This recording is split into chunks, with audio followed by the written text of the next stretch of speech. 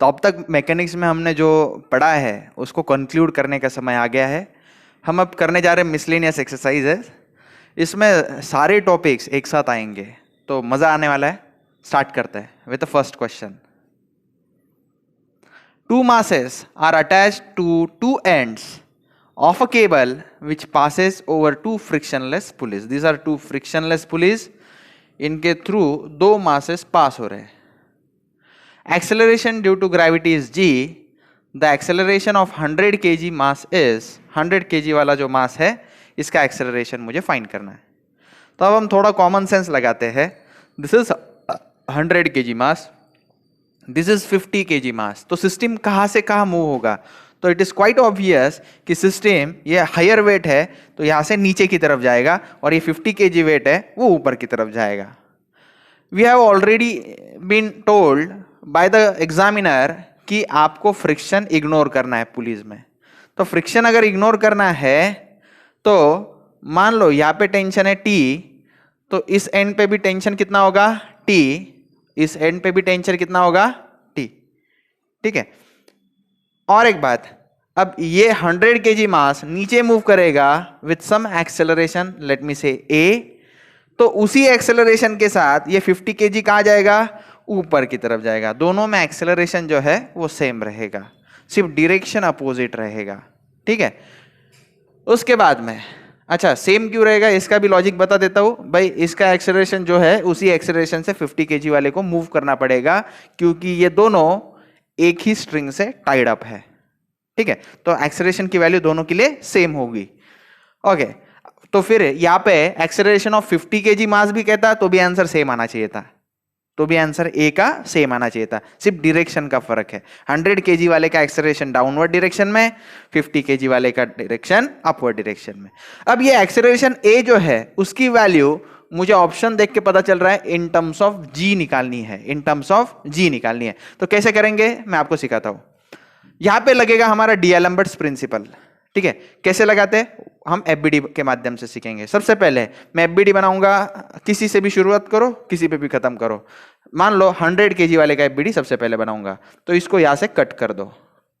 तो आपको जो नजर आएगा वो मैं आपको दिखाता हूं। दिस इज 100 kg, तो नीचे की तरफ फोर्स लगेगा 100 इंटू जी। 100 इंटू 9.81 होता है ना, तो 9.81 की जगह पे g, m g is the weight, right. उसके बाद में ऊपर के डायरेक्शन में लगेगा टेंशन टी। अब ये विद एक्सेलरेशन ए नीचे मूव कर रहा है। अगर इसको इक्विलिब्रियम में रहना है तो मुझे डीएलम्बर्ट्स प्रिंसिपल के हिसाब से मास इनटू एक्सेलरेशन मोशन के अपोजिट डायरेक्शन लगाना पड़ेगा। मास इनटू एक्सेलरेशन नाम का फोर्स कहां लगाना पड़ेगा? मोशन के अपोजिट डायरेक्शन में। मतलब कौन से डायरेक्शन में लगाना पड़ेगा? अपवर्ड डायरेक्शन में, एम इंटू ए, राइट। अब स्टार्ट करें। यहां पे summation F Y equal to 0 कीजिएगा, तो plus T plus m into A. M is how much? m कितना है इसका? 100, तो डायरेक्टली 100 इंटू ए लिख देता हूं, plus 100 into A minus 100g equal to 0। तो t plus 100a is equal to 100 into G. Call this as equation number 1। Okay. उसके बाद में बाय एफबीडी ऑफ 50 kg, या सिर्फ एफबीडी ऑफ 50 kg। ये एफबीडी किसका है? FBD of 100 kg block, 50 kg block या 50 kg मास, ऐसे बोला तो भी चलेगा। तो 50 kg ब्लॉक का एफबीडी कैसे बनेगा? नीचे की तरफ लगेगा उसका वेट। मास 50 kg है तो वेट कितना रहेगा? 50 इंटू जी। टेंशन टी ऊपर, स्ट्रिंग होने के कारण टेंशन में ही होगा। अब इसका एक्सेलरेशन ऊपर की तरफ है, यानी इसका मूवमेंट ऊपर की तरफ है बाय डीएलम्बर्ट्स प्रिंसिपल। इसको अगर रोकना है तो मुझे मास इनटू एक्सेलरेशन कौन से डायरेक्शन में लगाना चाहिए? नीचे की तरफ। तो नीचे की तरफ लगेगा इसके ऊपर 50 इंटू ए। तो summation F Y equal to 0 कीजिएगा, it is plus T minus 50a minus 50g equal to 0। तो t minus 50a is equal to 50g। Call this as equation number 2। अब मुझे इंटरेस्ट ए में है तो टी को eliminate करना चाहिए। टी को एलिमिनेट करने के लिए इक्वेशन 1 माइनस इक्वेशन 2 करते हैं। इक्वेशन 1 माइनस 2, इक्वेशन 1 माइनस 2 करते वक्त देखो टी माइनस टी तो 0 हो गया, फिर 100A minus of minus 50A, minus of minus 50A, और यहां पे क्या होगा 100G माइनस 50G। सही है, 100 माइनस 50 इज 50G, और यहां पे माइनस ऑफ माइनस प्लस हो जाएगा, 100A plus 50A is 150A, and after that A is equal to 50, और 150 नीचे आ जाएगा, डिवाइड बाय 150G, और आसान है, सॉल्व हो गया। 51 जा 53 जा, तो आंसर G अपॉन 3 आएगा। G अपॉन 3 आप देख सकते हैं ऑप्शन सी में है, सो G by 3 is the correct answer. Okay, a block of mass m is released at rest from a point P। इस point P से इस ब्लॉक को मैं रिलीज कर दूंगा, ठीक है। तो ये रिलीज करने के बाद यहाँ पे स्प्रिंग से जाके टकराएगा। A block of mass m is released at rest from point P of a rough circular path of radius r as shown in the figure. There is a spring of stiffness K. There is a spring of stiffness K at other end of the path. Acceleration due to gravity G. The maximum spring deflection is, तो उन्होंने पूछा है हमें spring का maximum deflection जो है वो कैसा है। ऑप्शन ए दिया गया है इंडिपेंडेंट ऑफ आर, मतलब आर पे डिपेंड नहीं करता।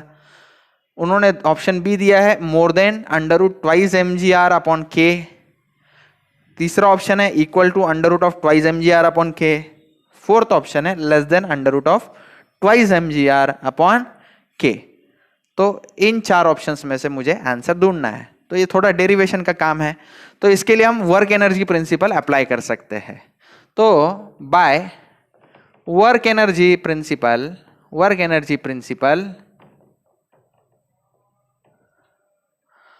तो let me call this as position 1 and this as final position 2। Okay, अब यहां पे जो है वर्क एनर्जी प्रिंसिपल कैसा रहता है, it is energy at position 1 plus work done between 1 and 2, moving from 1 and 2, work done between 1 and 2 is equal to energy at position 2। अब 1 जो है यहाँ पे इनिशियली ये मास रेस्ट में था। मैं अगर इस 2 पे डेटम ले लूँ, यहाँ पे डेटम ले लूँ, तो ये 1 पे जो है हाइट आएगी, हाइट कितनी रहेगी इसकी, इक्वल टू आर। तो 1 पोजीशन पे मेरे पास जो एनर्जी रहेगी वो रहेगी पोटेंशियल एनर्जी। तो पोटेंशियल एनर्जी इज mgh, लेकिन यहाँ पे हाइट कितनी है, इक्वल टू आर, तो mgr लिखूंगा। यहाँ पे क्वेश्चन में एग्जामिनर ने बिल्कुल नहीं कहा कि ये फ्रिक्शनल स्टेटस नहीं बताया इसका, यानी फ्रिक्शन है या नहीं है, तो हम नेग्लेक्ट करेंगे। यहाँ पे फ्रिक्शन नहीं है, तो वर्क डन यहाँ पे 0 है, तो वर्क डन यहाँ पे 0 है। एनर्जी एट पोजीशन 2 पे दो तरह की एनर्जीज होंगी। देखो ये पोटेंशियल एनर्जी कन्वर्ट हो जाएगी, अब ये मास मूव होने लग जाएगा तो यहाँ पे काइनेटिक एनर्जी भी रहेगी, तो हाफ mv²। अब ये मूव करके स्प्रिंग को कंप्रेस भी करेगा, मान लो ये कंप्रेस करेगा और डिफ्लेक्शन होगा स्प्रिंग में x, तो half k x² is the spring force, sorry energy stored in the spring, half mv² is the kinetic energy. तो ऐसे दो तरह के एनर्जीज रहेंगे एट लोकेशन 2। तो अब थ्रू आउट मल्टीप्लाई बाय 2 कर दो, तो twice mgr is equal to mv² plus kx²। Next step में आप क्या करो, नेक्स्ट स्टेप में throughout divide by k कर दो, तो ट्वाइस mgr अपॉन k हो जाएगा, यहाँ पे mv² अपॉन k हो जाएगा, और यहाँ पे k से डिवाइड करोगे तो क्या रहेगा, x²। ओके, अब नेक्स्ट स्टेप में mv² अपॉन k जो है आप इक्वल टू के वो साइड लेके जाओ, तो x² बचेगा, और इक्वल टू क्या होगा, twice mgr upon k minus mv² upon k। मैंने क्या किया, देखो x² यहीं पे रखा, mv² upon k equal to के वो साइड लेके गए तो माइनस हो जाएगा, तो twice mgr upon k minus mv² upon k, right. Now taking under root on both side, square root on both side, take square root on both side, तो x का वैल्यू क्या आ गया, it is under root of what, twice mgr upon k minus mv square upon k। ठीक है, अब देखो इससे क्या लॉजिक्स डेवलप होते हैं, ध्यान से सुनो।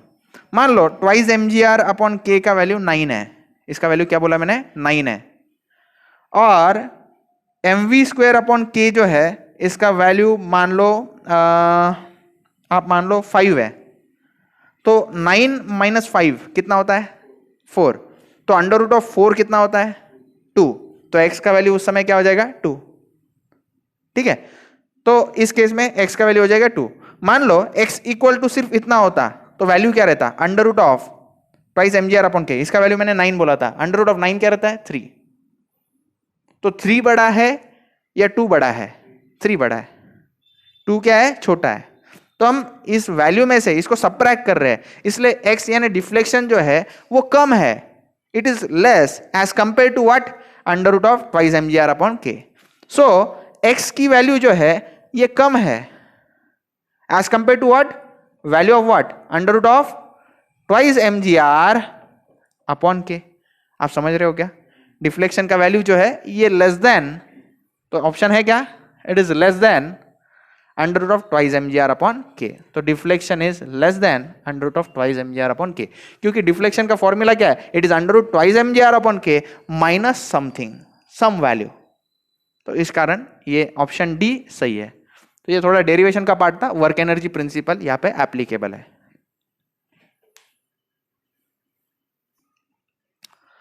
Okay, a mass m1 with velocity v1 impacts with mass m2 at rest। ठीक है, तो मैं आपको सिनेरियो क्या है मैं समझाता हूँ। एक मास है, इसका नाम क्या है, m1, इसको वेलोसिटी है, उस वेलोसिटी का नाम क्या है, v1। Okay, impacts a mass m2 at rest. Mass m2 है, ये क्या है, रेस्ट में है, ये इनिशियली रेस्ट में है। Okay, after the impact the mass m1 comes to rest. Impact होने के बाद ये जो फिगर है ये किसकी है, before impact, before impact.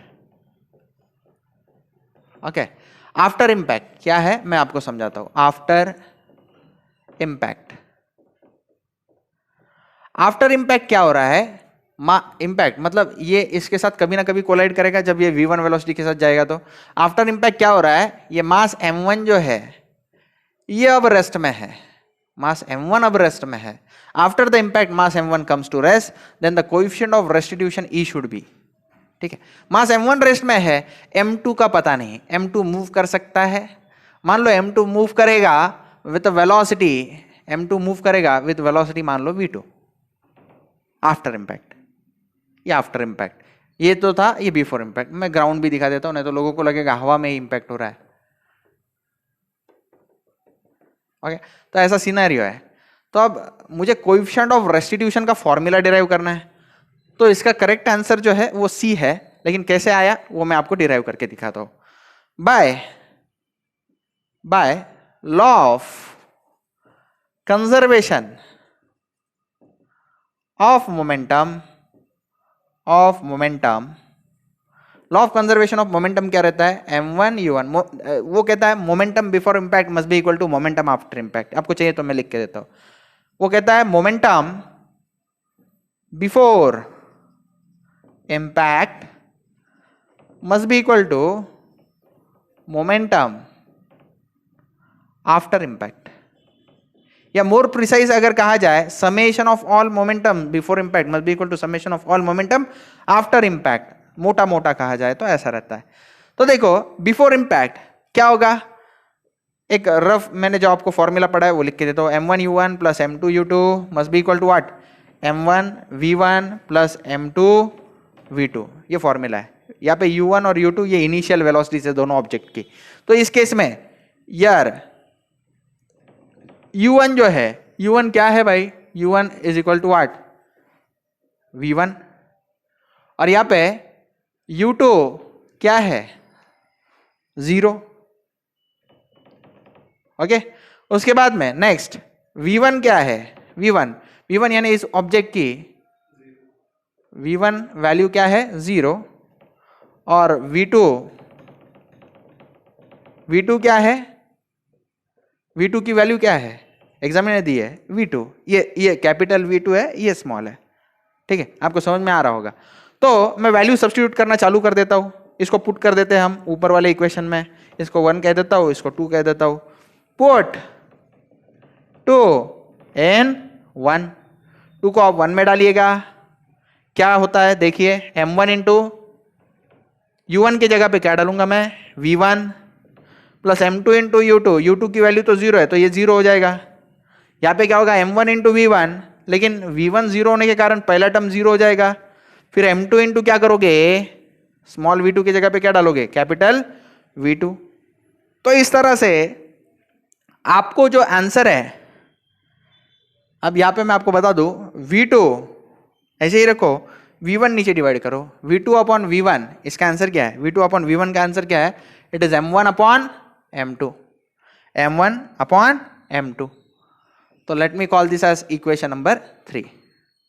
Now coefficient of restitution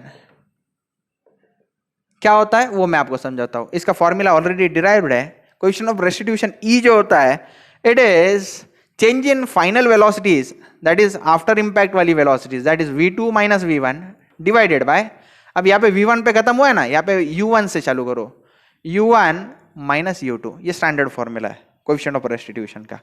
तो v2 के जगह पे क्या डालूंगा मैं, v2 के जगह पे ये v2 डाल दो सर, माइनस v1 की वैल्यू क्या है 0, डिवाइडेड बाय u1 की वैल्यू क्या है v1, माइनस u2 की वैल्यू क्या है 0। तो E का फॉर्मूला क्या बन गया, v2 अपॉन v1, लेकिन v2 अपॉन v1 का वैल्यू ऑलरेडी है हमारे पास, that is from 3, v2 upon v1 की जगह पे क्या डालूंगा मैं, बोलो, m1 अपॉन m2। तो E का फॉर्मूला डिराइव हो गया, it is m1 upon m2। So option C is correct.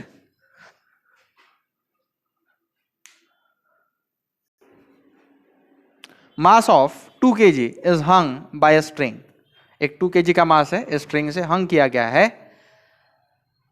Mass of 2 kg is hung by a string of length 1.5 meter as shown in the figure. The mass revolves in a horizontal circular path at 50 revolution per minute. The tension in the string is, ठीक है, तो string के अंदर tension कितना है वो मुझे find करना है। अब बहुत सारे बच्चों का प्रॉब्लम क्या हो जाता है, वो इमेजिन नहीं कर पाते ये क्या सिचुएशन है, तो मैं आपको इमेजिन करवाने के लिए स्ट्रिंग लिया हूं। तो revolves in a horizontal circle मतलब ये है वो, ठीक है। तो इसको मैं ऐसे रोटेट कर रहा हूं तो नीचे ऊपर से टॉप व्यू से अगर देखूं तो नीचे क्या दिखेगा, सर्कल। लेकिन फ्रंट व्यू से देखूं तो आपको एक लाइन नजर आएगी, ठीक है। अरे गेटिंग माय पॉइंट, यस। तो ऐसा रहता है, तो ये सर्कल मतलब कैसा है, ऐसा है वो, ऐसा। अब ये रोटेट होते वक्त ये जो स्ट्रिंग है तो ऑफ कोर्स टेंशन में रहेगी। अब इसको जो बैलेंस करेगा वो मेरा सेंट्रीपेटल फोर्स है, ठीक है। तो ये जो टेंशन इन स्ट्रिंग रहेगा तो इसको बैलेंस करने के लिए मेरा जो फोर्स लगेगा, let me call this as F. तो फोर्स क्या हो जाता है, force is mass into acceleration, ठीक है। और ये जो फोर्स है ये सेंट्रीपेटल फोर्स होने के कारण ये जो एक्सेलरेशन है ये सेंट्रीपेटल एक्सेलरेशन है, that is R omega square. Centripetal acceleration क्या रहता है, आर ओमेगा स्क्वायर। तो आर मुझे पता है 1.5, ओमेगा नहीं पता। ओमेगा फाइंड करने के लिए मुझे कुछ डेटा दिया गया है, वो हम देख लेते हैं। Mass of 2 kg is hung by a string of length 1.5 metre as shown in the figure.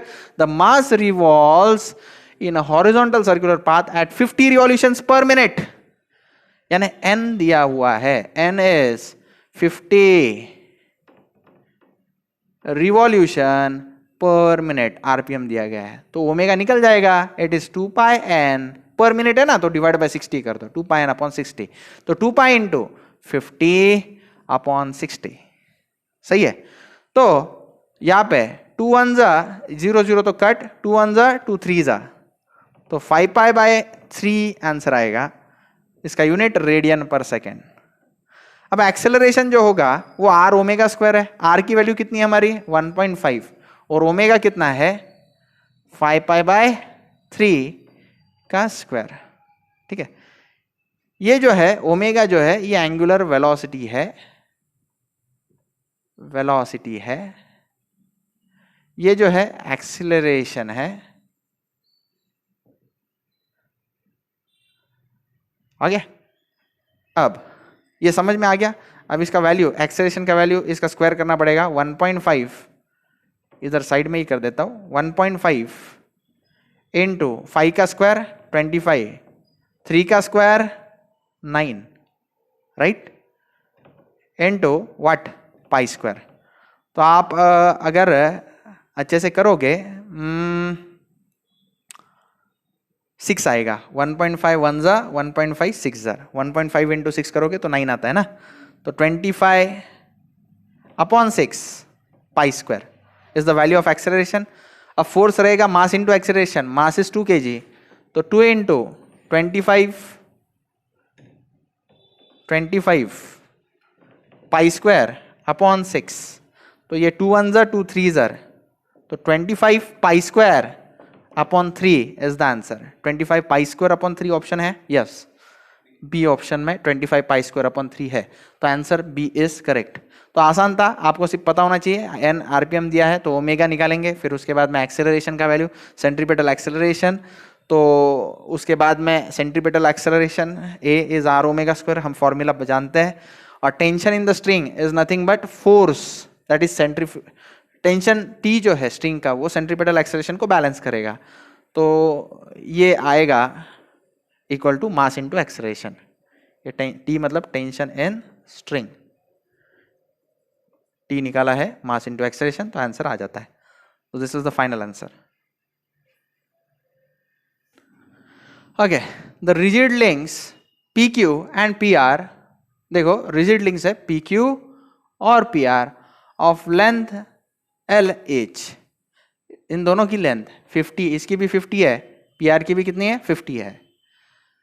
Connected to 3 sliders, 3 slider से ये कनेक्टेड है, slider P, slider Q, slider R। Slider P देखो इसका मोशन ऐसे हो सकता है, स्लाइडर Q और R का ऐसे ऊपर नीचे मोशन हो सकता है, पॉसिबल है। ठीक है, by a pin joint as shown in the figure, यहाँ पे पिन जॉइंट है, यहाँ पे पिन जॉइंट है, यहाँ पे पिन जॉइंट है, तो रिलेटिव मोशन हो सकता है। मतलब P अगर आगे जाए तो Q और R दोनों एक दूसरे के नजदीक आ जाएंगे, P अगर इधर जाए तो दोनों एक दूसरे से अवे हो जाएंगे। तो आप इमेजिन कर सकते हो ये। ठीक है, the sliders Q and R slide in Y direction while the slider P slides in X direction। Slider P X direction में जाएगा, Q और R कौन से डिरेक्शन में जाएंगे, Y डिरेक्शन में। ऐसा नहीं होगा कि P हम आगे लेके जा रहे Q और R ऐसे जा रहे, ऐसा नहीं होगा। P जब हम आगे लेके जाएंगे तो Q और R ऑफ कोर्स कहाँ जाएंगे, एक दूसरे के नजदीक आ जाएंगे, और P को जब हम नेगेटिव X डिरेक्शन में लेके जाएंगे तो Q ऊपर पॉजिटिव Y डिरेक्शन में जाएगा, R नीचे नेगेटिव Y डिरेक्शन में जाएगा। आप समझ पा रहे हो? देखो ये मेरा X एक्सिस है, ये मेरा ओरिजिन है, ये मेरा Y एक्सिस है। ठीक है, एग्जामिनर ने दे के रखा है। ठीक है, P slides in X direction when the slider P is at a position X equal to 40। Slider P जो है ओरिजिन से मान लो 40 डिस्टेंस पे है, X इक्वल टू कितना है 40। ओके, थोड़ा ज्यादा नीचे लिख लिया मैंने, ऊपर लिख लेता हूं आपके समझने के लिए। ये डिस्टेंस कितना है 40, X equal to 40 mm, its velocity is 30 mm per second along the positive x direction। positive x direction मतलब x से वो बाजू, तो इसकी वेलोसिटी जो है वेलोसिटी ऑफ स्लाइडर P यानी VP लिखता हूं मैं, ये कितनी है उस समय 30 mm per second along the positive x direction। at that instant the velocity of slider Q will be, slider Q की वेलोसिटी उस समय कितनी होगी वो मुझे फाइंड करना है।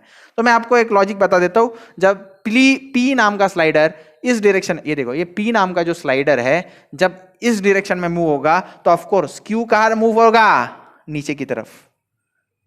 Q नीचे की तरफ मूव होगा, यानी in what direction, velocity of Q इस डायरेक्शन में होगी, यानी इन नेगेटिव Y डायरेक्शन।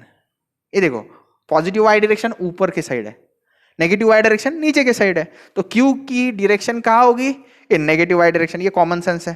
तो देखो 40 mm पर सेकेंड अलोंग पॉजिटिव Y डायरेक्शन, ये तो ऑप्शन नहीं हो सकता। 40 mm पर सेकेंड अलोंग नेगेटिव Y डायरेक्शन, ये हो सकता है लेकिन श्योर नहीं। 22.5 mm per metre second along the positive y direction, ये नहीं हो सकता, ये नहीं हो सकता। तो 22.5 mm per second along negative y direction, तो ये भी हो सकता है। तो इन ऑप्शन बी या डी में से सही है। अब सही कौन सा है वो कैसे करना है, तो उसके लिए आपको थ्योरी ऑफ मोशन के कुछ लॉजिक्स यूज करने हैं। इंस्टेंटेनियस सेंटर मेथड से हम इसको सॉल्व करके दिखाता हूं। तो इंस्टेंटेनियस सेंटर मेथड में स्लाइडर के लिए इंस्टेंटेनियस सेंटर लोकेटेड होता है perpendicular to line of action of slider. तो line of action of slider, P slider का ये लाइन ऑफ एक्शन है, मतलब इस लाइन के अलोंग ये स्लाइड करता है। तो इसको परपेंडिकुलर पी से एक लाइन ड्रॉ करेंगे, पी से परपेंडिकुलर ऊपर की डायरेक्शन में एक लाइन ड्रॉ करेंगे। ये स्लाइडर क्यू जो है इसका इंस्टेंटेनियस सेंटर कैसे ड्रॉ होगा, ये डॉटेड डॉटेड बनाता हूं मैं। इसका इंस्टेंटेनियस सेंटर इस line of action of slider को परपेंडिकुलर होगा, डॉटेड डॉटेड। एक्चुअली यहां पे भी बनाते, यहां पे भी बनाते, और दोनों लाइन ऑफ एक्शन जहां पे कोइंसाइड होंगे उसको कहा जाता है इंस्टेंटेनियस सेंटर, इसको कहा जाता है इंस्टेंटेनियस सेंटर।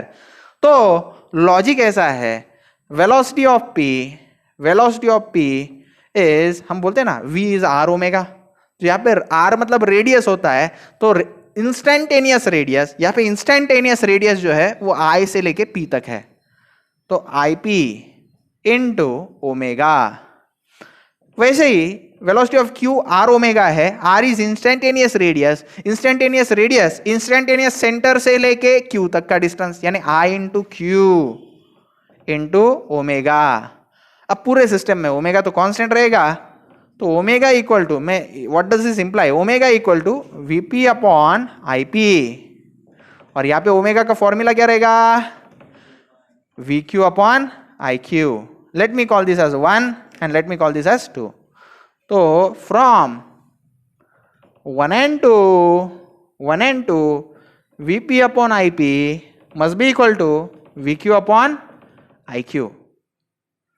ओके, अब इसमें मुझे जो नॉलेज है उसके ऊपर मैं सॉल्व करूंगा। वीपी मुझे पता है, इट इज 30, वीपी का वैल्यू क्या है 30 डिवाइडेड बाय आईपी, आई से लेके पी तक ये डिस्टेंस मुझे नहीं पता, लेकिन मैं फाइंड कर सकता हूँ। कैसे फाइंड कर सकता हूँ, यहाँ पे देखो ये ट्राइंगल दिखाई दे रहा है आपको, तो इसमें मेरे को देखो मैं यहाँ पे सॉल्व करके दिखाता हूँ। ये आई है, ये कौन है, पी है, सॉरी ये ओ है, ये P है, और ये कौन है, Q है। अब ध्यान से देखो ये 50 है और ये कितना है 40 है, तो ऑफ कोर्स ये कितना होना चाहिए, ये 30 होना चाहिए, 30 होना चाहिए, तभी पाइथागोरस थ्योरम कंप्लीट होगा। चेक कर लो, अरे under root of 30 square plus 40 square है ना, तो लॉजिक से अगर नहीं पता तो फाइंड कर देते हैं। y क्या रहेगा, under root of what 50 square minus 40 square, Pythagoras theorem, hypotenuse square minus other side square. तो आप ये कैलसी में करोगे तो 50 square is 2500 and 40 square is 1600, दोनों को सब्ट्रैक्ट करोगे तो अंडर रूट ऑफ 900 इज 30, तो 30 आंसर आएगा। तो y का वैल्यू क्या है 30। तो ये जो है मैंने सॉल्व करके निकाला, ये डिस्टेंस कितना है 30 है। तो ये डिस्टेंस अगर 30 है तो IP का वैल्यू क्या आ जाएगा, IP will be also what 30। Okay, VQ पता नहीं, वही फाइंड करना है। IQ डिस्टेंस कितना है, I से लेके Q तक का डिस्टेंस कितना है, ये 40 है, तो IQ भी कितना होगा 40 होगा, सही है। ओके, तो 30 तो कैंसिल हो गए, यहाँ पे 1 बचा, 1 इक्वल टू VQ अपॉन 40, तो VQ कितना हो गया 40 mm पर सेकेंड। तो VQ इज 40 mm पर सेकेंड, और डायरेक्शन कैसा रहेगा, ये देखो P अगर आगे मूव कर रहा है VQ नीचे मूव करेगा, and along negative y axis. तो velocity of Q is 40 mm पर second and negative y axis. तो ऑप्शन कौन सा सही है, ऑप्शन बी सही है, option B is correct option, 40 mm पर सेकेंड along the negative y direction. तो इस तरह से इसको सॉल्व करना है। ये रफ वर्क है, ठीक है, सॉल्यूशन यहां से चालू होता है, लिख लो।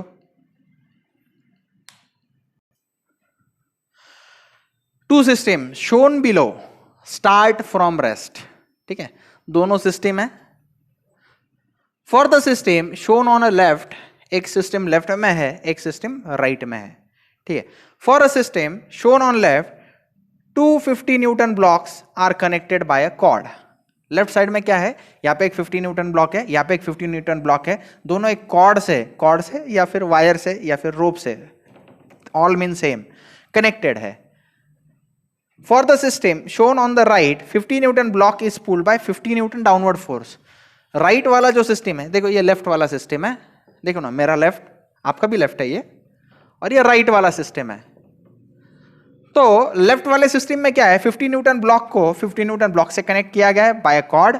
राइट वाले सिस्टम में क्या है, 50 न्यूटन ब्लॉक है, लेकिन उसको 50 न्यूटन ब्लॉक से कनेक्टेड नहीं है, इसको 50 न्यूटन डाउनवर्ड डायरेक्शन वाले फोर्स से कनेक्टेड है। मतलब इसको कहीं नीचे पुल कर रहे जा रहा है by 50 newton force. 50 newton block is pulled by 50 newton downward force. Neglect the friction, मतलब पुली का फ्रिक्शन दोनों केस में निग्लेक्ट करो। Which of the following statement is true. ठीक है, तो आंसर मैं आपको डायरेक्टली बता देता हूं, आंसर इज बी। ठीक है, that is block C will have larger acceleration. Block C ये वाला है, ठीक है, और ये ब्लॉक ए है। तो block C will have larger acceleration than block A. ठीक है, ब्लॉक सी के पास लार्जर एक्सेलरेशन होगा देन ब्लॉक ए, ये आंसर सही है। तो मैं आपको प्रूफ देता हूं ऐसा क्यों है। ठीक है, अब ध्यान से सुनो। अब ये जो है ये सिस्टम नीचे मूव करने वाली है विद एक्सेलरेशन है। अगर इसको एक्सेलरेशन ए है तो इसको भी एक्सेलरेशन क्या रहेगा, ए रहेगा। लेट मी कॉल दिस, ये पहला केस है ना, तो 1 सफिक्स में 1 ले लेता हूं। इसको A1 एक्सेलरेशन है तो इसको भी क्या रहेगा, A1 एक्सेलरेशन रहेगा। ये नीचे मूव कर रहे हैं, मान लो A2 एक्सेलरेशन पे, तो ये भी A2 एक्सेलरेशन रहेगा। ठीक है, अगर A1 इक्वल टू A2 आता है तो दोनों एक्सेलरेशन सेम है। A1 की अलग वैल्यू आई, A2 की अलग वैल्यू आई, तो दोनों डिफरेंट है। तो फिर हम वैल्यू आने के बाद कंपेयर कर सकते हैं कौन बड़ा कौन छोटा।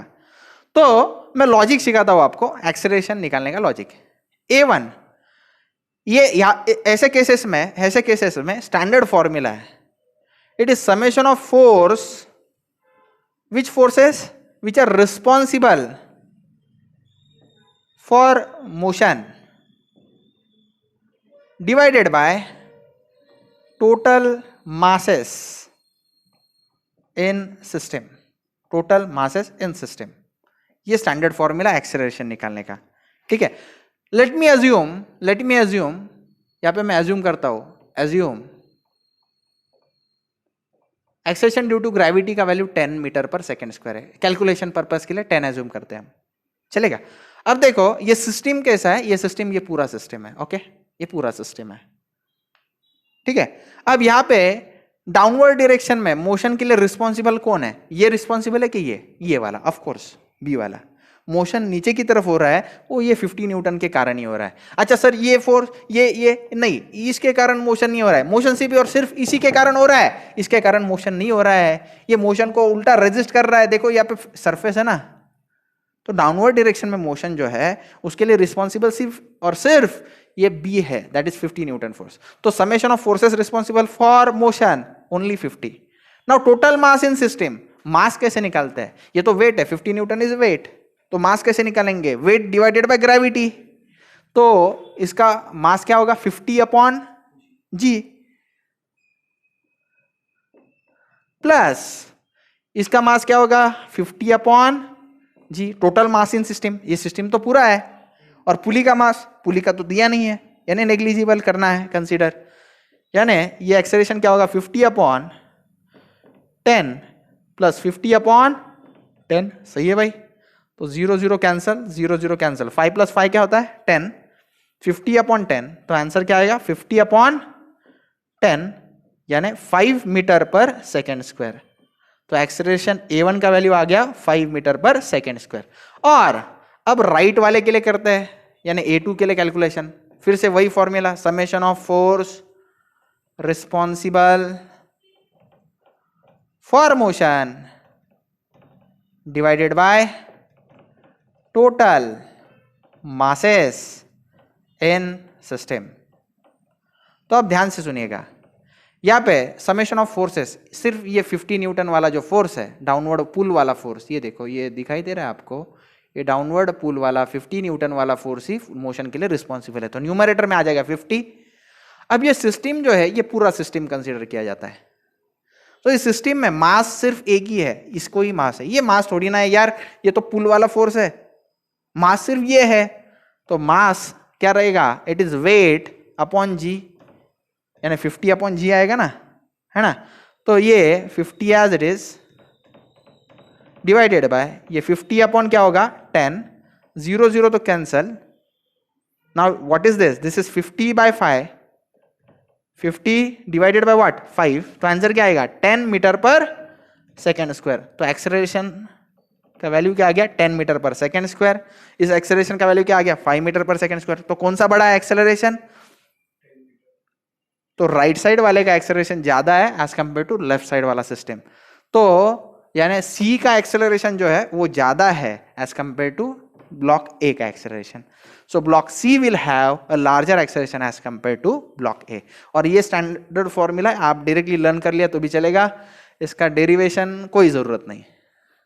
ठीक है, डायरेक्ट इस फॉर्मूले को अप्लाई करो. कैसा रहता है फिर से एक बार बताता हूं. कोई भी पुली है, एक ब्लॉक अगर सरफेस पे स्लाइड कर रहा है और दूसरा हवा में है, या फिर एक ब्लॉक स्लाइड कर रहा है और दूसरी जगह से पुल हो रहा है, तो एक्सेलरेशन का फॉर्मूला सिंपल है. It is summation of all forces responsible for motion divided by total mass of the system. System पूरा है. ठीक है, फोर्स रिस्पॉन्सिबल फॉर मोशन सिर्फ इसी एंड पे रहेगा, यहाँ पे नहीं हो सकता. ये रिस्पॉन्सिबल कैसे होगा मोशन के लिए? मोशन के लिए तो यही रिस्पॉन्सिबल. तो ऐसा लॉजिक है, बहुत आसान है, आप कर लो. Okay, so next is linked answer question. Linked answer question मतलब एक ही क्वेश्चन दिया रहेगा और उसके ऊपर 2 सब क्वेश्चन रहेगा. मतलब फॉर एग्जांपल इस केस में ये कुछ डेटा दिया गया है और उस डेटा से रिलेटेड 2 क्वेश्चंस पूछे जाएंगे. क्वेश्चन नंबर 7 और आगे नेक्स्ट स्लाइड में आने वाला क्वेश्चन नंबर 8. तो इसको कहा जाता है लिंक्ड आंसर क्वेश्चन. तो दोनों को मिलकर मैं एक ही सॉल्यूशन लिखने की कोशिश करता हूं. तो सबसे पहले सुनो, a cylinder of mass m and radius r is rolling without slipping. बहुत बारी कंसेप्ट है, मैंने अब तक तो बहुत बार आ चुका है. रोलिंग विदाउट स्लिपिंग एग्जामिनर का फेवरेट कंसेप्ट. ठीक है, ये रोल डाउन करेगा without slipping on an incline plane that makes an angle theta. ये थीटा है, ये करेक्शन कर लेना, ये थीटा है. With the horizontal, the radius of gyration k of the cylinder is half the radius. ये जो सिलेंडर है, इनका कहना है ये सिलेंडर है, तो उसका रेडियस ऑफ गायरेशन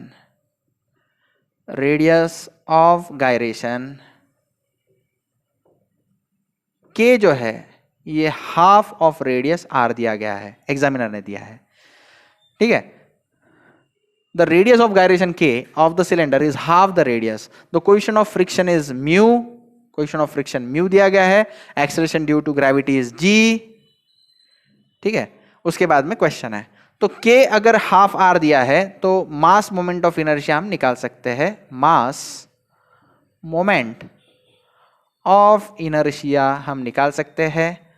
नोटेशन है I is what? m k square. m k का वैल्यू क्या है? Half r the whole square. यानी 2 का स्क्वायर क्या हो जाएगा? 4. So it is 1/4 m r square. सही है, चलो आगे बढ़ते हैं. क्वेश्चन पूछा गया है, the frictional force acting on the cylinder is given by. Frictional force इसके ऊपर जो लगेगा इस सिलेंडर के ऊपर वो कितना होगा वो पूछ रहा है. तो लेट मी से कि फ्रिक्शनल फोर्स जो है वो F है. अब ये देखो, ये रोल डाउन कर रहा है नीचे. ये अगर नीचे रोल डाउन कर रहा है तो फ्रिक्शनल फोर्स उसके अपोजिट डायरेक्शन में लगेगा. तो let me call this as frictional force F. तो फ्रिक्शनल फोर्स लगेगा ऐसे F. अब इसका मास जो है, ऑफ कोर्स किसी भी चीज का मास वर्टिकली डाउनवर्ड लगता है, लेकिन फोर्स अगर देखा जाए तो मास ये फोर्स नहीं है, वेट फोर्स है. तो वेट कितना रहेगा? m into g. If this is angle theta तो यहाँ पे एक परपेंडिकुलर और एक पैरेलल टू द प्लेन रहेगा. ये थीटा तो ये भी थीटा. ये फोर्स कितना हो जाएगा? mg cos theta. और ये कितना हो जाएगा? mg sin theta. सही है. इसके बाद में अब ये रोल कर रहा है. ठीक है, ये रोल कर रहा है मतलब 2 तरह के मोशन है. एक है ट्रांसलेशनल मोशन और दूसरा है रोटेशनल मोशन. ठीक है, तो for rotational system, for rotational motion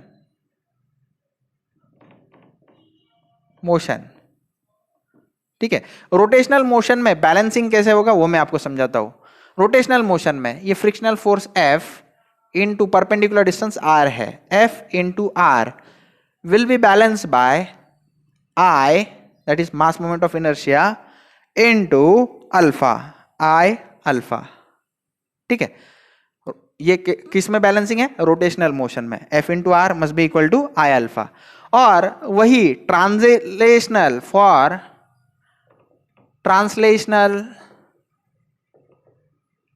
motion. तो ट्रांसलेशनल मोशन में दो तरह से इक्विलिब्रियम होगा, एक summation F x equal to zero, दूसरा summation F Y equal to zero. अब ये रोल डाउन कर रहा है, so it is going to have some acceleration, और एक्सेलरेशन मोशन के डायरेक्शन में रहता है, मोशन के डायरेक्शन में एक्सेलरेशन रहेगा ए। अब इसको अगर इक्विलिब्रियम में लाना है तो बाय डीएलएम्बर्ट्स प्रिंसिपल मुझे इसको किससे एक्ट करना पड़ेगा, मास इनटू एक्सेलरेशन, और कौन से डायरेक्शन में, opposite to the direction of motion.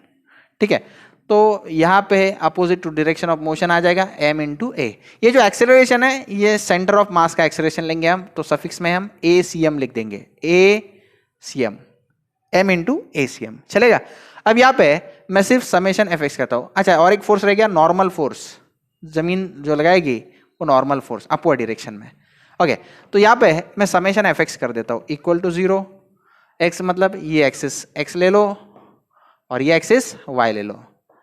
मुझे जिसमें इंटरेस्ट है, ठीक है, वो एक्स एक्सिस के अलॉन्ग है, दैट इज फ्रिक्शनल फोर्स, तो summation F x equal to zero करते हैं। तो बोलो भाई क्या रहेगा, सबसे पहले frictional force F right side plus F, उसके बाद में minus m g sine theta right, उसके बाद में mass into acceleration right side में प्लस बोलो भाई m into a c m equal to zero, है ना। फिर से एक बार बताता हूँ, फ्रिक्शनल फोर्स कौन से साइड में, राइट साइड में, plus F m g sine theta which side, left side, minus m g sine theta, mass into acceleration right side तो plus m into a c m. समझ में आ गया।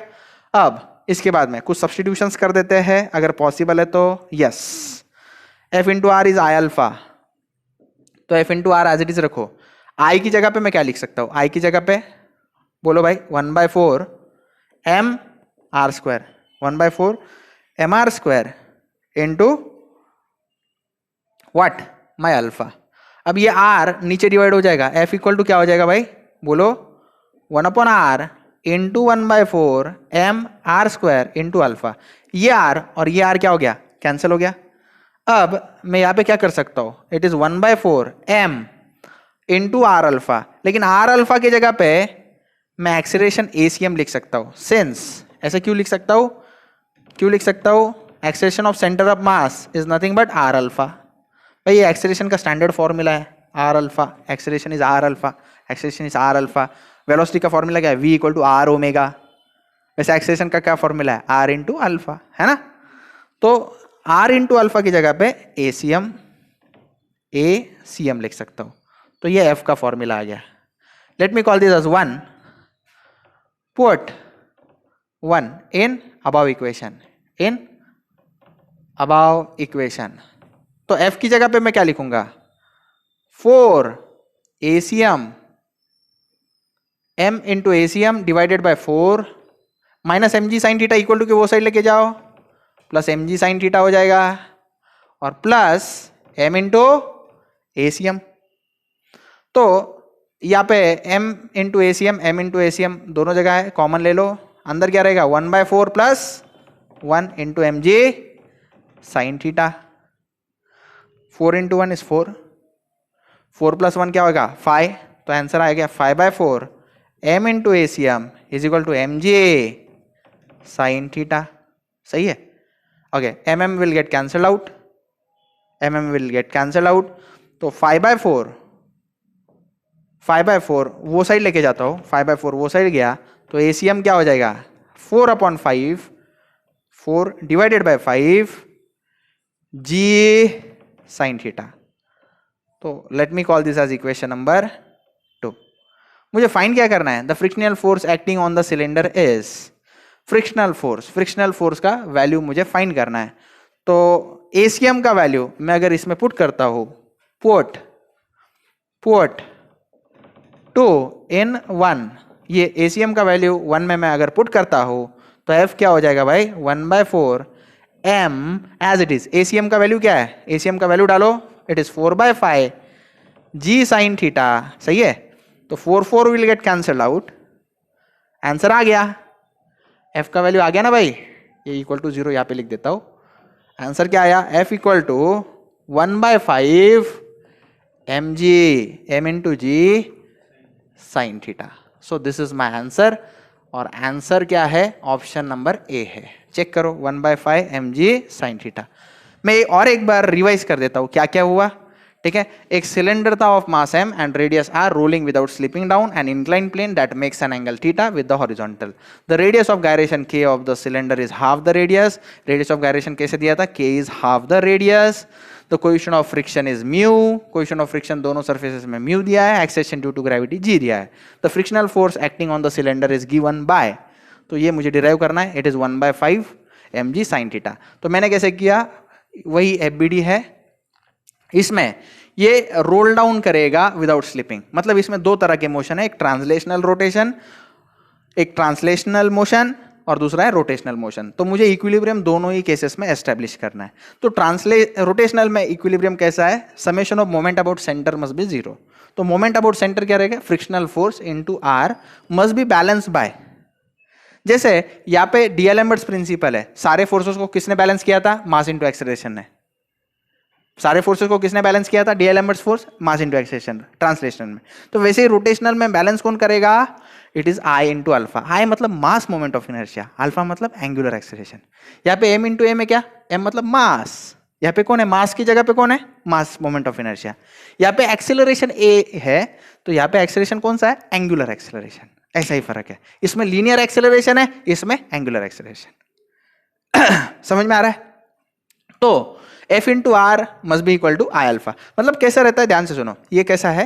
यहाँ पे देखो, ये आर है, फ्रिक्शनल फोर्स इस डायरेक्शन में. तो ये कैसा मोमेंट क्रिएट कर रहा है? Anti clockwise. तो उसको बैलेंस करने के लिए आई अल्फा कौन से डायरेक्शन में रहेगा? Opposite side. तो आप समेशन ऑफ टॉर्क्स अगर करोगे तो F into r minus I alpha equal to 0. यानी क्या आ गया? F into r must be equal to I alpha. उसके बाद में I की जगह पे क्या डाला? 1/4 mr² इंटू अल्फा. अब R नीचे डिवाइड कर दिया, R कैंसिल हो गया. 1/4 m. R अल्फा की जगह पे क्या डालेंगे? R into alpha is what? Nothing but acceleration of centre of mass of the system which is rolling down without sliding. तो ये फोर्स का वैल्यू आ गया. ये रोटेशनल मोशन से आया आउटकम, इसको इक्वेशन 1 कह दो. फिर ट्रांसलेशनल मोशन में हमने समेशन fx किया सिर्फ, क्योंकि मुझे इंटरेस्ट फ्रिक्शनल फोर्स F में है. तो उसमें हमने क्या किया? mg के दो कंपोनेंट, एक mg cos थीटा, एक mg sin थीटा था. तो समेशन fx में क्या किया? सबसे पहले f प्लस f, फिर बाद में माइनस mg sin थीटा, फिर डीएलएम्बर्ट्स प्रिंसिपल से आया हुआ ये मास इंटू एक्सेलरेशन. ACM क्यों लिखा है भाई? This is acceleration of centre of मास. अब इसमें इक्वेशन 1 से जो वैल्यू आया है F का, फ्रिक्शनल फोर्स का, वो वैल्यू डालो. It is 1/4 m into ACM. तो m ACM अपॉन 4 आ गया. ये mg sin theta minus mg sin theta equal to की वो साइड गया तो plus mg sin theta. m ACM as it is. दोनों तरफ m ACM कॉमन ले लो. 1/4 प्लस 1 आ गया. 1/4 प्लस 1 होता है 5/4 m इंटू ACM. यहाँ पे mg sin theta mm cancel, तो 5/4 ACM is mg sin theta. तो ACM का वैल्यू आ जाता है 4 मल्टीप्लाई करो 5 डिवाइड करो 4/5 g sin थीटा. अब this is equation 1, this is equation 2. मुझे इंटरेस्ट F में है. F के सारे आंसर जो है उसमें g है, तो वो लाने के लिए ACM की जगह पे मैं क्या डालूंगा? 4/5 g sin theta. 4 cancel, it is again 1/5 g sin theta. तो answer A is the correct option. इसी को लिंक्ड अब क्वेश्चन नंबर 8 है, वो हम देखेंगे. ओके, तो क्वेश्चन नंबर 8 क्या कहता है? इसी से लिंक्ड क्वेश्चन है, तो मैं कुछ रीरेज नहीं कर रहा हूं. The angular acceleration of cylinder is given by. Angular acceleration मतलब क्या रहता है? अल्फा. अल्फा का वैल्यू चाहिए. तो अल्फा अगर मुझे चाहिए तो ये फॉर्मूला मैं अप्लाई कर सकता हूं. Late me call this a star. यहां से मैं लेता हूं from star equation. Star equation से F इक्वल टू क्या आ रहा है भाई? F इक्वल टू है 1/4 m into r alpha. Right. Star equation से F का वैल्यू क्या है? 1/4 m. ये RR तो कैंसिल हो गया ना, mr अल्फा. तो अल्फा क्या हो गया? Alpha is equal to 4f divided by m into r. 4 into f divided by m into r. तो 4 divided by m into are as it is लिखो. F का वैल्यू क्या है? F is what? F is 1/5 mj sin theta. तो mm will get cancelled out. What will I get? I'll get 4 as it is. 4 as it is. I want this r below this, 5 बाहर ले लो, देखो 4/5 या are नीचे ले लो, जी sine theta. ऐसे क्यों किया सर आपने? मैंने ऑप्शंस देख लिए थे, आंसर डी जो है वो मैच कर रहा है। देखो 4/5 g sine theta upon R, so this is the answer of my value alpha. Alpha is angular acceleration. To an observer standing on a ground, the velocity of a cyclist is 12 meter per second in the horizontal direction. मान लो वो observer मैं खुद हूं, ठीक है। तो मैंने क्या ऑब्जर्व किया? मैंने देखा, मैं स्टेशनरी ऑब्जर्वर देख रहा हूं, एक रास्ता है, रास्ते पर एक साइकिलिस्ट है। साइकिलिस्ट यानी साइकिल चलाने वाला, ये सीट भी दे देते हैं उसको बैठने के लिए, ये साइकिल चला रहा है। तो मैंने क्या देखा? He is driving a cycle with 12 metre per second. This is velocity of cycle with respect to what? Me, that is stationary observer. तो मैंने देखा it is 12 metre per second in the horizontal direction and that of raindrop falling vertically down is 6 meter per second. तो मैं stationary observer हूं, मुझे क्या नजर आया? रेन ड्रॉप्स है वो वर्टिकली डाउनवर्ड मूव कर रहे हैं। अब ये ऐसा नहीं कि इतने एक ही लाइन में रहेंगे, बहुत सारे रहेंगे रेन ड्रॉप्स, लेकिन वो टेढ़े नहीं है। आज बारिश रहती है ना, टेढ़ी रहती है, सीधी रहती है, तिरछी रहती है, तो ये वर्टिकली डाउनवर्ड है। Velocity of rain drop is how much? 6 metre per second. ये किसके नजरिए से? स्टेशनरी ऑब्जर्वर, यानी मेरे नजर से मैंने ऐसे देखा। साइक्लिस्ट ऐसे मूव हो रहा है हॉरिजॉन्टल, और रेन ड्रॉप नीचे की तरफ vertically downward. The magnitude of velocity of rain drop relative to the cyclist is. अब ये कैसे फाइंड करेंगे मैं आपको समझाता हूं। ये वेक्टर से, सिंपल वेक्टर कैलकुलेशन से हो जाएगा। ये वीसी यानी vector, velocity vector for cyclist, V R, इसको उठाओ इधर चिपकाओ, this is velocity of rain drop. तो दोनों का रिलेटिव कैसे होगा? इनके बीच से पास होगा। This is velocity, the magnitude of velocity of rain drop relative to cyclist, velocity of rain with respect to cyclist. तो ये ऑफ कोर्स ये कितना आएगा फिर? 45 डिग्री, क्योंकि ये दोनों एक दूसरे के साथ 90 डिग्री पे है। तो वी आर सी जो है ये मैं डायरेक्टली कर सकता हूँ, it is v r square plus v c square. तो ये क्या होता है? V r square plus v c square, it is 6 square plus 12 square. 6 square is 36 और 12 स्क्वायर इज 144, राइट? तो करो कैलकुलेशन करो, ऐड करो इन दोनों को, अंडर रूट ऑफ 180 आएगा। कैलसी में करो, under root of 180, I think it is approximately 13.4 metre per second. 13.4 metre per second. इसको करने का और एक तरीका है, ये मेथड 1 है, ये मैंने आपको सिखाया मेथड 1, मेथड 2 भी है, मेथड 2 आप ग्राफिकल वे से भी कर सकते हो। ये कॉपी करो, यहाँ पे ड्रॉ करो 12 सेंटीमीटर का एक लाइन। ये कितने सेंटीमीटर का लाइन ड्रॉ करो? 12 सेंटीमीटर। ये इंडिकेट करेगा 12 मीटर पर सेकेंड और इंडिकेट करेगा क्या? Velocity of what? Cyclist.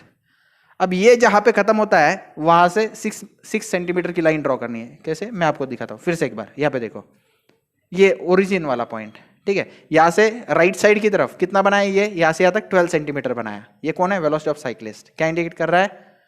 12 metre per second. समझ में आया? उसके बाद में रेन ड्रॉप की वेलोसिटी कितनी है? 6 मीटर पर सेकेंड और डाउनवर्ड। ये जहां पे खत्म हुआ वहां से नीचे चले जाओ, कितना सेंटीमीटर नीचे चले जाओ? 6 सेंटीमीटर। तो ये वेलोसिटी ऑफ रेन ड्रॉप दिखाएगा 6 मीटर पर सेकेंड। और रिजल्टेंट के लिए क्या करना? Start point two and point जोड़ देना। आप स्केल लगा के मेजर कर लोगे तो velocity of rain drop with respect to cyclist आ जाएगा। यहाँ पे स्केल लगा देना, आपको 13.4 सेंटीमीटर मिलेगा। लेकिन इसके लिए आपको एग्जाम में स्केल लेके जाना जरूरी है और प्रोटेक्टर। तो ऐसे भी आ सकता है। This is a graphical way and this is a analytical way. Okay, एक स्टूडेंट का डाउट था कि हमने यहाँ पे ये वाला फॉर्मूला क्यों नहीं यूज किया? R equal to under root of p square plus q square plus 2pq cos theta. तो मैंने वही फॉर्मूला यूज किया है, लेकिन ये उसका और ज्यादा एक्सटेंशन है। कैसा है? दो वेक्टर्स रहते हैं ना, ये p वेक्टर है, ये q वेक्टर है, लेकिन यहाँ पे इस केस में p और q वेक्टर के बीच में एंगल 90 डिग्री है। तो cos 90 जो होता है वो 1 होता है, सॉरी cos 90 जो होता है वो 0 होता है। cos 90 क्या होता है? 0 रहता है। cos 90 is 0, cos 90 is 0। तो ये p square plus q square plus 0 हो जाएगा, तो under root of p square plus q square ये रिजल्टेंट है। तो रिजल्टेंट जो है ये under root p square plus q square है, इसलिए वो वाला फॉर्मूला नहीं यूज किया वेक्टर्स का रिजल्टेंट निकालने के लिए, ये डायरेक्टली भी आ जाता है। Uh 3 non parallel forces are in equilibrium, so इसमें से कौन सा ऑप्शन सही है वो मुझे फाइंड करना है। तो करेक्ट आंसर डायरेक्टली मैं बता देता हूँ, C, both must be concurrent and coplanar, एक ही प्लेन में होना चाहिए और एक ही पॉइंट में से उनका ओरिजिन होना चाहिए, तब ये हो सकता है। ठीक है, बाकी सारे केसेस में ये पॉसिबल नहीं है, इक्विलिब्रियम में होना पॉसिबल नहीं है। जैसे कि must be concurrent but need not be in coplanar, coplanar मतलब अलग अलग प्लेन में है और कॉन्करेंट है, तो वो भी इक्विलिब्रियम में हो नहीं सकता। फिर उसके बाद में must be coplanar but need not be concurrent, एक ही प्लेन में लेकिन कॉन्करेंट नहीं है, मतलब ऐसे है एक फोर्स यहाँ पे 40 है, दूसरा यहाँ पे 90 है, तो ये भी इक्विलिब्रियम में नहीं हो सकता है। फिर तीसरा case, need not have zero as a geometric sum of the force vector, ये तो उल्टा है, ज्योमेट्रिक सम अगर जीरो है तो वो इक्विलिब्रियम में है, नहीं है तो नहीं हो सकता। तो ऑप्शन सी ही करेक्ट है, must be concurrent and coplanar, तब वो हो सकता है। Okay, 3 masses m, 2m and 3m are attached by a circular cross section wires। ये सिस्टम कैसा है समझ लो भाई, ये एक रॉड है, ठीक है, एक वायर है, ठीक है, ये वायर है, ये वायर को ये मास m जो है ये अटैच्ड है। फिर उसके बाद में इस मास को ही दूसरा वायर अटैच्ड है, इस मास को ही दूसरा वायर अटैच्ड है, और वो वायर मास 2m से अटैच्ड है, इस मास 2m को ही तीसरा वायर अटैच्ड है, और वो मास इस मास 3m को अटैच्ड है, ऐसा उनका कहना है। There are 3 masses m, 2m, 3m are attached by a circular cross section wires and rotated around a vertical axis। मतलब इस एक्सिस के अबाउट, इस एक्सिस के अबाउट इसको रोटेट किया गया है। मतलब कैसे रोटेट किया गया होगा मैं आपको इमेजिन करवाता हूँ, ये देखो, ये ऐसा इस एक्सिस के अबाउट इसको ऐसे ऐसे ऐसे ऐसे रोटेट किया गया, ठीक है। लेकिन फर्क इतना है, इसमें सिर्फ एक ही मास अटैच्ड है, लेकिन उस केस में क्या है, इधर एक मास अटैच्ड है, इधर एक मास अटैच्ड है, इधर एक मास, ऐसे 3 मासेस एक साथ ऐसे रोटेट कर रहे हैं, घूम रहे हैं अबाउट द एक्सिस। सारे मासेस में डिस्टेंसेस दिया गया है, इक्वी डिस्टेंस है, 1 मीटर 1 मीटर 1 मीटर, ओके, ठीक है। तो मैं रेडियसेस भी डिफाइन कर सकता हूँ, late me call this is radius 1, ये जो है ये रेडियस 2 है, और ये जो है ये क्या है, रेडियस 3 है। तो ऑफ कोर्स रेडियस 1 मीटर है, रेडियस 2 मीटर है, और रेडियस 3 कितना है, 3 मीटर है, सही है। उसके बाद में मास m1 जो है, m1 is m, m2 is twice m, m3 is thrice m, okay. उसके बाद में मैं फोर्सेस भी डिफाइन कर सकता हूँ, ठीक है। इस स्ट्रिंग में फोर्स जो है, let me call it as F1, string में फोर्स है F2, स्ट्रिंग में फोर्स है F3। आप F1 F2 F3 की जगह पे T1 T2 T3 भी लिख सकते हैं, क्योंकि ऑफकोर्स ये स्ट्रिंग्स जो है ऑफकोर्स टेंशन में ही रहने वाले हैं। तो टेंशन T1 T2 T3, इसको हम मैं लिख रहा हूँ लेट, यहाँ पे लिख देता हूँ let T1 is equal to F1, T2 is equal to F2, T3 is equal to F3, ठीक है। और ये जो फोर्सेस है स्ट्रिंग में, उनको भी हम फाइंड कर सकते हैं। Force is nothing but mass into acceleration, mass m1 into acceleration a1, this is mass m2 into acceleration a2, this is mass m3 into acceleration a3। अब मैं इसका भी बता देता हूँ, एक्सेलरेशन कितना है, m1 मास है, acceleration is r omega square. पहले केस में r1 इज 1 मीटर, तो m1 into r is 1, r omega square, अच्छा r ओमेगा स्क्वायर यानी r1 इंटू ओमेगा स्क्वायर, ऐसा m1 r1 ओमेगा स्क्वायर। दूसरे F2 कितना होगा भाई, m2 r2 omega square, acceleration का फॉर्मूला है r ओमेगा स्क्वायर। m3 बोलो भाई r3 ओमेगा स्क्वायर। तो चलो वैल्यू डाल दो, m1 का वैल्यू कितना है m, r1 का वैल्यू कितना है, r1 का वैल्यू है 1 मीटर, राइट, इंटू ओमेगा स्क्वायर। तो m omega square is the answer. Okay, यहाँ पे m2 का वैल्यू कितना है? इट इज ट्वाइस m, और r2 का वैल्यू कितना है? r2 का वैल्यू 2 मीटर है, ट्वाइस 2 इंटू ओमेगा स्क्वायर। तो ये क्या हो जाएगा? 2 2 ज़र 4, 4m omega square. Okay, F3 यानी तीसरे स्ट्रिंग में टेंशन कितना होगा? बोलो भाई। यस, 3m इंटू, और रेडियस कितना है उसका? 3 है, 3 ओमेगा स्क्वायर। तो 3 3 ज़ा 9m ओमेगा स्क्वायर। तो मेरे पास F1 F2 F3 फोर्सेस भी है। F1 फोर्स कितना है? m omega square. F2 force कितना है? 4 ओमेगा स्क्वायर। और F3 फोर्स कितना है? 9m omega square. ठीक है, तो इस तरह से ये मैंने फाइंड किया है। ठीक है, एक्सेलरेशंस A1 A2 A3 पे मैं बता देता हूँ। A1 क्या है? R1 omega square, R2 omega square, A3 क्या है? R3 omega square. तो ये सारा गिवन डेटा मैंने आपको बता दिया। अब उनका क्या कहना है, ध्यान से सुनो। 3 masses m1 2m 3m are attached by a circular cross section of wires and are rotated around a vertical axis on a frictionless plane at 4 hertz। 4 hertz यानी 4 साइकिल्स पर सेकेंड, मतलब 4 रोटेशन करेगा वो 1 सेकेंड में। n का value दिया है। Also given value n is 4 hertz यानी क्या? 4 साइकिल्स पर सेकेंड, है ना। तो n के ऊपर से हम ओमेगा निकाल सकते हैं। ओमेगा क्या रहता है? 2 पाई n अपॉन 60। अपॉन 60 कब रहता है? जब ये साइकिल्स पर मिनट में होगा। तो इस केस में क्या हो जाएगा? इट इज 2 पाई इंटू 4 क्या हो जाता है? 8 पाई, है ना। Okay, consider the masses to be concentrated as a point. Masses को पॉइंट कंसिडर करो for equal stress in the wire. For equal stress in wire मतलब उसका क्या कहना है? गिवन क्या है इसमें? गिवन डेटा बहुत ज्यादा है।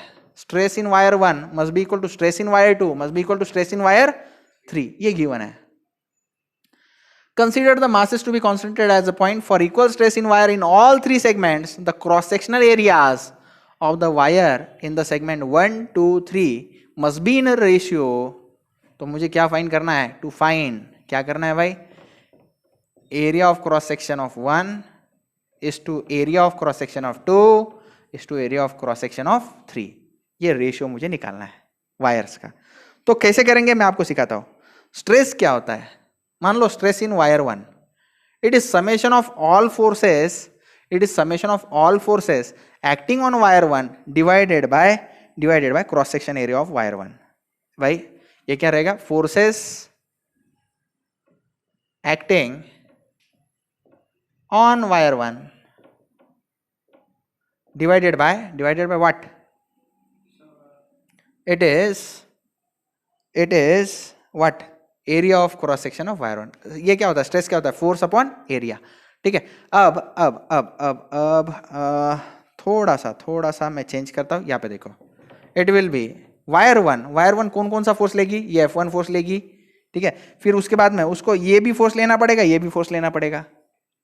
ठीक है, इस मास के कारण वाला भी फोर्स, इस मास के कारण वाला भी फोर्स, इस मास के कारण वाला भी फोर्स, ऐसा। ठीक है, मैं एक थोड़ा सा गड़बड़ कर दिया हूं, वो सिर्फ मैं चेंज कर देता हूँ। ये यहाँ पे m1 into A1 m2 into A2 ये पार्ट तो रहने देते हैं, लेकिन इनको फोर्सेस नहीं कह सकते आप। रुक जाओ, m1 A1 plus m2 A2 plus m3 A3 ऐसे ही रहने दो। हाँ, इनको टेंशन से के साथ इक्वेट नहीं कर सकते हम। इसको सिर्फ F1 F2 F3 कहेंगे। इसको मैं कहता हूँ ये जो है ये centrifugal forces, centrifugal forces due to mass m1 m2 और m3 मैंने निकाला है। ये सेंट्रीफ्यूगल फोर्सेस है, इनको टेंशन के साथ इक्वेट नहीं किया जा सकता। और एक करेक्शन मैं करना चाहूंगा मेरे डिस्कशन में, यहाँ पे tension T1 tension T2 tension T3 लिखना चाहिए, F1 F2 F3 नहीं। ठीक है, आई हैव मिस्टेकन हियर। तो ये जो है फोर्सेस एक्टिंग ऑन वायर 1 को मैं टेंशन 1 लूंगा upon area of cross section 1।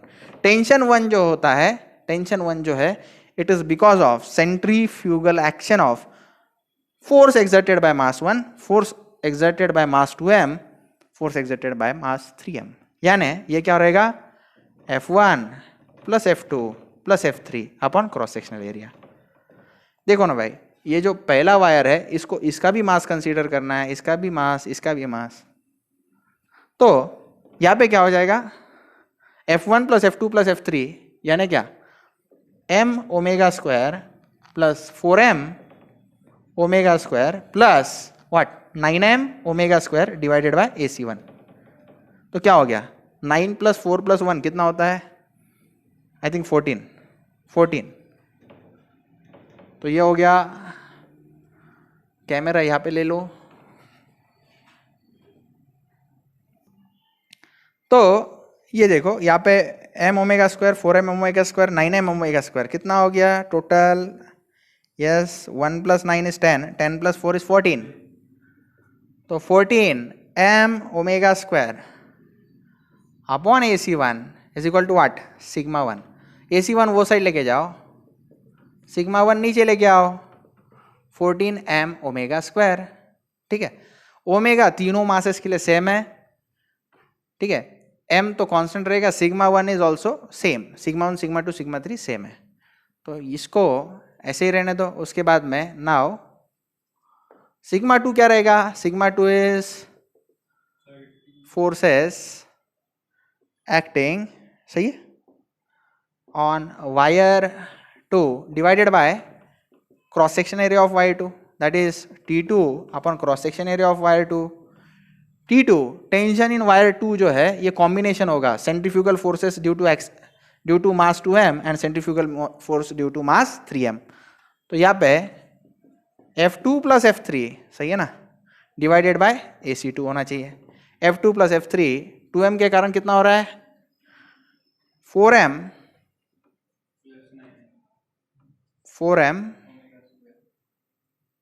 Omega square right, plus 9m omega square right, divided by AC2। तो 4 प्लस 9 कितना हो गया 13m omega square divided bye AC2। ये सिग्मा 2 का वैल्यू हो गया, लेकिन मुझे क्या चाहिए AC2। AC2 इज व्हाट, इसको मैं 1 कह देता हूं। AC2 क्या हो जाएगा फिर 13m omega square divided by sigma 2। Box it up and call this as equation number 2, सही है। इसके बाद में next now sigma 1 is equal to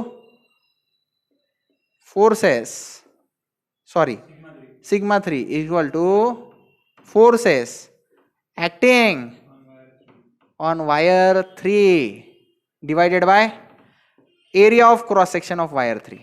ठीक है, फोर्सेस एक्टिंग ऑन वायर 3 के ऊपर सेंट्रीफ्यूगल फोर्स एक्ट होगा बिकॉज ऑफ मास 3m, जो कि मैंने पहले ही निकाल चुका है, F3 निकाल चुके हैं हम। It is F3 upon AC3। F3 is what 9m omega square upon AC3। तो ये सिग्मा 3 का फॉर्मूला हुआ। AC3 क्या हो गया फिर 9m omega square divided bye AC3, sorry divided by sigma 3। अब इसको मैं कह देता हूं 3 from 1 2 and 3 AC1 is to AC2 is to AC3, तीनों का रेशियो कैसे रहेगा। AC1 में क्या है 14m omega square upon sigma 1 is to 13m omega square upon sigma 2 is to 9m omega square upon sigma 2 sigma 3। Sigma 1 sigma 2 sigma 3 भी same है, m omega square m omega square m omega square हर जगह cancel हो रहा है। तो ये क्या हो गया 14 is to 13 is to 9। तो ये आप चेक करोगे तो आपको ऑप्शन डी में नजर आएगा, option D is correct answer, खत्म। So option D is correct answer, 14 is to 13 is to 9 is the correct answer. Okay, a man weighing 600 Newton stands on a horizontal beam of negligible weight at sea and holds a string passing over two smooth pulleys. यहाँ पे दो, ये man है वो इंसान है जो खड़ा है इस बीम के ऊपर, ये बीम यहाँ पे हिंज्ड है। ओके, तो उसके हाथ में स्ट्रिंग है, स्ट्रिंग इस पुली से वाउंड है और इस पुली से होता हुआ, ये पुली है, ये भी पुली है, इस पुली से होता हुआ यहाँ पे स्ट्रिंग अटैच्ड है बी पॉइंट पे, ठीक है। A man weighing 600 newton acts on a horizontal beam, stands on a horizontal beam of negligible weight at C पे वो खड़ा है, and holds a string passing over two smooth pulleys and attach to a point B को attached है on the beam as shown in the figure. The tension in the string is, इस string के अंदर tension कितना है वो मुझे find करना है। लेट मी से tension in the string is T. तो मैं, ये टी है, ओके तो मैं इसका एफबीडी आपको बना के देता हूं। इसका एफबीडी कुछ इस तरह से बनेगा, ठीक है। तो सबसे पहले यहाँ पे हिंज सपोर्ट है, हिंज सपोर्ट है तो क्या रहेगा, ये what, A Y A X. इसको यहां से काट दिया जाए तो यहाँ पे टेंशन कितना दिखाई देगा, टी, सही है भाई। उसके बाद में यहाँ पे कितना रहेगा, यहाँ पे उसका मास लगेगा 600 न्यूटन, वेट लगेगा 600 न्यूटन। अच्छा सर आपने ऐसे क्यों दिखाया, ऐसे क्यों नहीं दिखाया, ऐसे दिखाया और वैसे दिखाया तो भी सेम है, बरोबर है ना। ये 2 मीटर है, ये कितना है, ये भी 2 मीटर है। ओके मुझे फाइंड क्या करना है, टेंशन टी फाइंड करना है, आसान है। इक्विलिब्रियम कंडीशन अप्लाई करो, मुझे ए एक्स ए वाई से कुछ लेना देना नहीं, तो मोमेंट एट ए ले लो, ए एक्स ए वाई गायब, तो टी इंटू टू कौन सा है, एंटी क्लॉकवाइज माइनस है, 600 इंटू 2 + 2 4 है, प्लस 600 इंटू 4 इक्वल टू 0। हो गया खत्म, सॉल्व कर दो, टी आ जाएगा। माइनस टी इंटू टू वो साइड लेके जाओ, 600 into 4 equal to T into two, 2 1 जा 2 2 जा, 600 इंटू 2 1200 होता है, तो 1200 न्यूटन आंसर आएगा। चेक करो है क्या, डी ऑप्शन 1200, यस। ओके मैं एफबीडी फिर से समझाता हूँ, ये देखो ये हिंज्ड है और ये फ्रीली रेस्टिंग है। तो यहाँ पे क्या किया गया, एक इंसान खड़ा है, ठीक है, उसके हाथ में स्ट्रिंग है, ये स्ट्रिंग इस पुली से होता हुआ यहाँ पे अटैच्ड है, मतलब इंसान क्या करेगा, ऊपर खींचेगा, ये इंसान क्या करेगा, ऐसे खींचेगा, इसको खींचेगा तो यहाँ पे टेंशन क्या लगेगा, स्ट्रिंग है, टी है, तो ये इक्विलिब्रियम में रहने के लिए, यानी देखो यार, ये इक्विलिब्रियम में रहने के लिए टी नाम का कुछ फोर्स लगना चाहिए, ठीक है। और इस इक्विलिब्रियम को डिस्टर्ब करने वाला फोर्स कौन सा है, इसका वेट, वेट कितना है, वेट डाउनवर्ड डायरेक्शन में, और कितना है 600, सही है ना। तो 600 नीचे की तरफ, और यहां से इसको काट दो, टेंशन टी कहाँ की तरफ, ऊपर की तरफ। तो इसको बैलेंस करने के लिए, इक्विलिब्रियम में रहने के लिए इक्विलिब्रियम कंडीशन अप्लाई करना चाहिए। बाय इक्विलिब्रियम कंडीशन यहाँ पे टोटल कितने अननोन है, 3 अननोन है, ए एक्स ए वाई और टेंशन। और इक्विलिब्रियम कंडीशन 3 होती है, summation F x equal to 0, summation F Y equal to 0, summation moment equal to 0। लेकिन मुझे एग्जामिनर ने पूछा है what is tension in the string, तो एक ही अननोन मुझे निकालना है, तो एक ही इक्वेशन अप्लाई करके अगर हो सकता है तो करना चाहिए। तो एक ही इक्वेशन कैसे बनेगा, अगर मैं ए के अबाउट मोमेंट ले लूँ तो एक से वाई गायब हो जाएंगे, इक्वेशन में सिर्फ टी और 600 है, तो टी का आंसर तुरंत आ जाएगा।